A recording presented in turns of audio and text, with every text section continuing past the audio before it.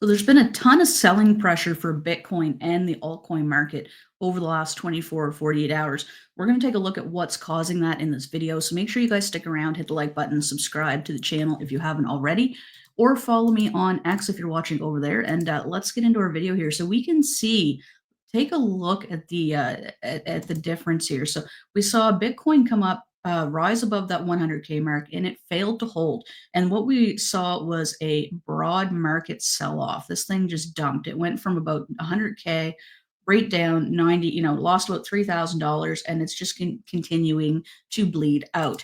And we can take a look at the overall market right now is sitting at 3.3 trillion. Yes, we're still up. We're still up from, a couple of months ago. That when in doubt, zoom out comes into play, but still, there's a ton of speculation of what's to come for 2025.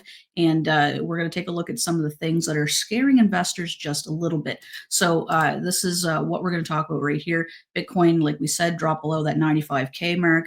Many altcoins are down. Some are down 20 to 30% or more. Unexpectedly strong economic data from the US is basically what's to blame here.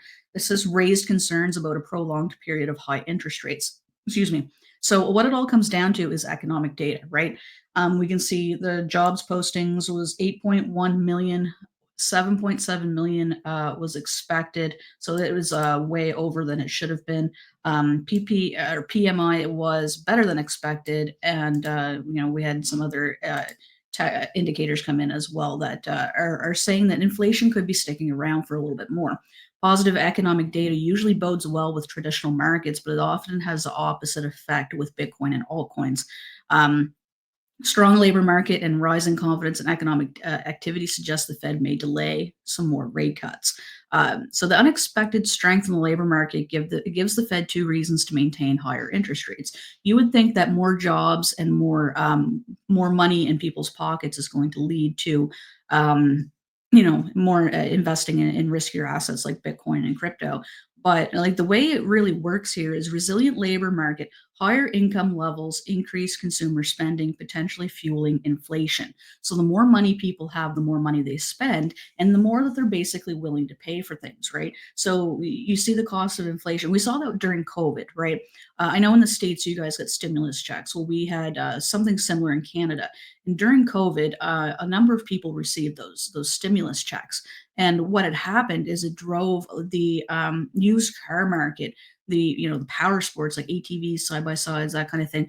Everybody had all this extra money to spend, and prices of everything just skyrocketed. And it happened with housing as well. People were moving; they were getting X number of dollars for their house that they only paid a certain amount of money for.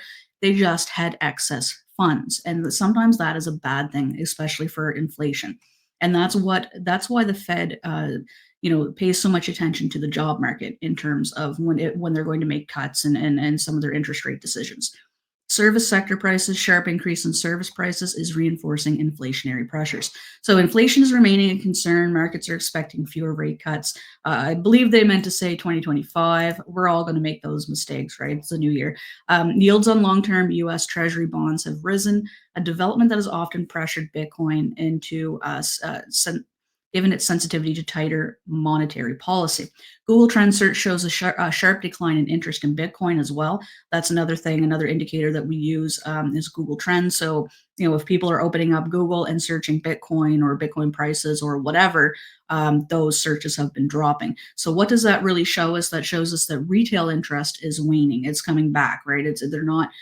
People aren't retail investors aren't coming out as much as they were. And we can also see that with purchases below $10,000 are falling. So that would be the lower people that have a little bit less money, right? You and I, like retail investors, we're not big corporations that have tons and tons and tons of money. So failure to hold above that 100K triggered mark also triggered additional selling pressure on top of everything that's going on here. And we're also seeing the U.S. dollar index, the DXY, continue a strong run. And the DXY and Bitcoin usually have a negative correlation. If the DXY is going down, then usually we'll see Bitcoin, increase, and vice versa. If Bitcoin's going down, DXY is going up. So there's a number of events that are coming. We had FOMC meeting minutes today. We have payroll report, inflation data on the 15th of January. Bank of Japan interest rate decision is on the 24th. and Fed interest rate decision for the US is on the 29th. We also have a few positive things that are coming as well. Gary Gensler's resigning. I know I say this in a lot of videos, but it's true. He's resigning.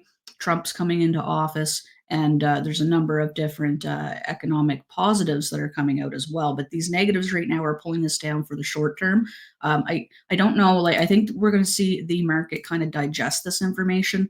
We'll just kind of wait and see where it falls. But obviously, this is a great chance for those who are looking to pick up some altcoins at some discounted prices.